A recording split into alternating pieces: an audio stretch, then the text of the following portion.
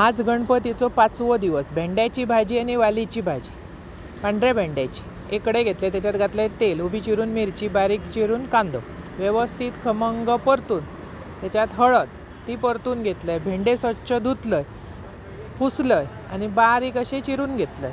हे गावठी भेंडे असत तो, चवीपुरता मीठ आणि परतीत रावायची।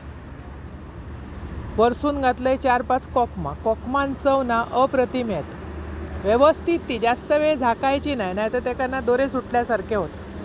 पांढऱ्या भेंड्याक मुळात आधी कमी दोरे सुटतात, पण परतीत रावलास की ती एकदम चविष्ट लागतं। आणि कोकमा घातलास की त्याका अप्रतिम चव येत। जरा मीठ कमी वाटला म्हणान ता घातलं, ढवळून ढवळून नंतर त्याच्यात खोबरा घालायचं। अशी भाजी करा। कोकणात गेल्यावर एकदा तरी गावठी भेंड्याची भाजी खावा, कारण तुम्ही वर्षान एकदा जातास ना। हे भेंड्याची चव इकडे कितीही तुम्ही शहरात रावलास त्या काही येणार नाही। अशी भाजी करा, खावा, आवडतली आणि आवडल्या चॅनल सबस्क्राईब।